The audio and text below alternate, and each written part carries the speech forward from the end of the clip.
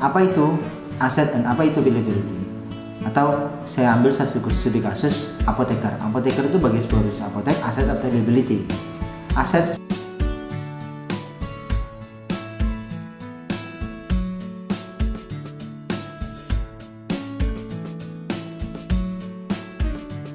Bismillahirrahmanirrahim. Assalamualaikum warahmatullahi wabarakatuh. Alhamdulillahirrahmanirrahim. Wassalatu wassalamu ala asrafil anbiya'i wal mursalin wa ala alihi wa ashabihi ajma'in, amma ba'du. Puji syukur kita panjatkan kepada Allah Subhanahu wa taala. Alhamdulillah, teman-teman, sahabat dan sejawat apoteker yang dimuliakan Allah, masih dengan mentoring bisnis apoteker Swamedis. Kali ini kami akan menyampaikan masih dalam kerangka manajemen keuangan strategis untuk membantu mendukung pelayanan kefarmasian yang mandiri dan bertanggung jawab. Kita akan bicara tentang aset and liability. Seperti kata Pak Warren Buffett ya, pada video sebelumnya saya sampaikan bahwa accounting ini adalah bahasa bisnis. Meskipun kita tidak suka, tapi kita harus belajar.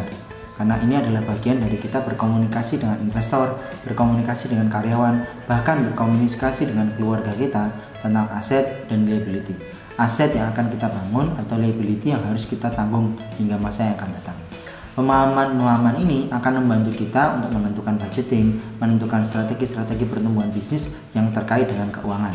Termasuk juga apabila kita ingin menganalisa sistem keuangan kita berdasarkan balance scorecard dari segi learn and growth, dari segi kepuasan pelanggan, dan juga dari kinerja internal proses bisnis kita.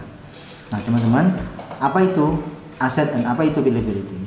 Atau saya ambil satu studi kasus apoteker. Apoteker itu bagi sebuah bisnis apotek, aset atau liability. Aset sesuatu yang kita nikmati, kita bayar sekarang untuk kita nikmati hingga masa yang akan datang. Sedangkan liability ada sesuatu yang kita nikmati sekarang dan kemudian akan kita bayar hingga masa yang akan datang. Dengan pengertian ini kita clear bahwa apoteker adalah aset untuk sebuah apotek. Maka harusnya dengan hadirnya apoteker, maka apotek itu menjadi lebih bagus, memiliki nilai tambah, dan pertumbuhan dan pertambahan bisnisnya menjadi lebih bagus. Kalau belum, berarti yang diperbaiki adalah proses bisnisnya, agar teman-teman apoteker yang bergabung dengan kita di apotek kita bisa merasakan pertumbuhan dan pertambahan yang baik bagi dari segi finansial maupun kesejahteraan yang lain, termasuk keilmuan tentu saja. Nah teman-teman, kalau kita bicara soal aset and liability, kita bisa akan mengalami distorsi pemahaman karena kita tidak mengerti atau masyarakat dan beberapa media membuat aset dan liability itu menjadi samar. Seperti kalau kita mau delivery order, kita mau pakai layanan delivery order misalnya, kita perlu mobil misalnya karena deliverynya jauh atau supaya barangnya tidak rusak, itu betul. Sehingga kita nyicil mobil lah sekalian buat pribadi misalnya untuk pulaan dan sebagainya. Kelihatannya secara rencana bagus, wah ini mobil ini bisa jadi aset kita, padahal belum tentu, karena kita akan mengalami penurunan nilai mobil pada masa yang akan datang dan kita akan tergerus keuangan kita setiap bulan bayar untuk cicilan mobil. Maka mobil ini bukan jadi aset buat kita, tapi dia adalah liability. Lalu bagaimana solusinya kalau kita pengen punya aspek delivery order, punya layanan delivery order tanpa mengabaikan aspek-aspek yang lain dan keuangan kita juga sehat? Maka kuncinya pada existing resource. Kita gunakan resource yang sudah kita miliki, kita optimalkan. Nah kemampuan seperti ini dimiliki oleh seorang business owner teman-teman, karena seorang karyawan ataupun apoteker pendamping yang bekerja dengan kita sebagai katakanlah yang mengerjakan operasional bisnis kita, tidak akan sampai memikirkan hal-hal seperti ini, karena memang hal-hal seperti ini adalah ranah kerja dari teman-teman business owner.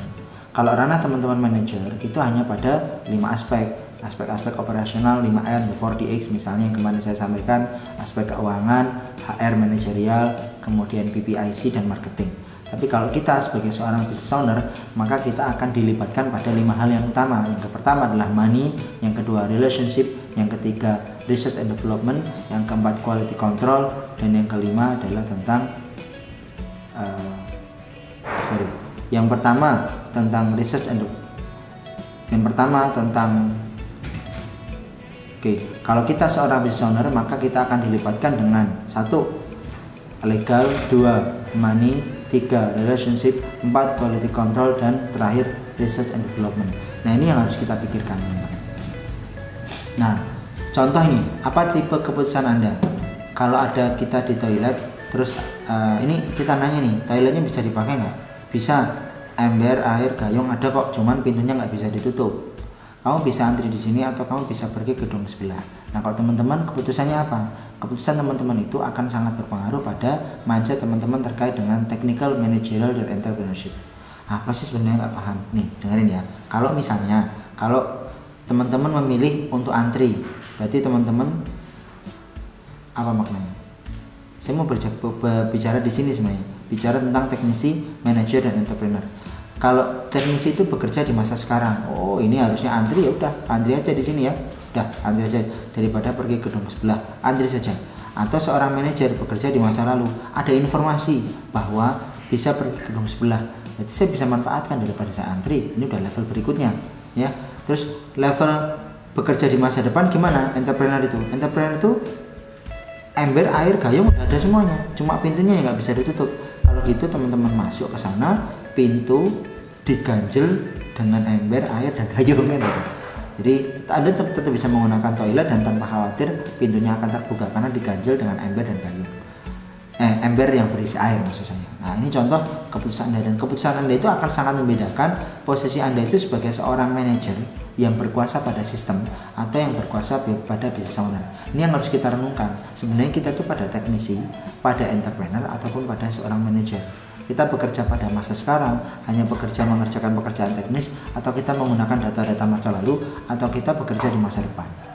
Ini penting teman-teman, karena keuangan ini, manajemen strategis ini, terkait dengan keuangan akan sangat terkait dengan posisi kita sebagai seorang business owner. Kalau saat ini kita masih teknisi, kita belajar juga menjadi seorang manajer. Kalau kita sudah manajer, kita belajar menjadi seorang business owner. Itu namanya kita bertumbuh dalam bisnis ini. Bisnis apotek itu banyak sekali aspek yang bisa kita pelajari kok. Kita juga bisa bertumbuh, bisa sama dengan teman-teman yang lain, bisa mendapatkan ilmu yang alhamdulillah bisa bermanfaat bagi diri kita sendiri, juga orang-orang yang kita cintai. Jadi selamat belajar, semoga kita bertemu kembali dengan keadaan yang lebih baik.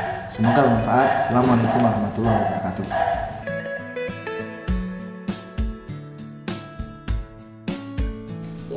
Jangan lupa subscribe, like, comment, dan share. Jangan lupa tombol loncengnya agar bisa ikut video selanjutnya. Wassalamualaikum warahmatullahi wabarakatuh.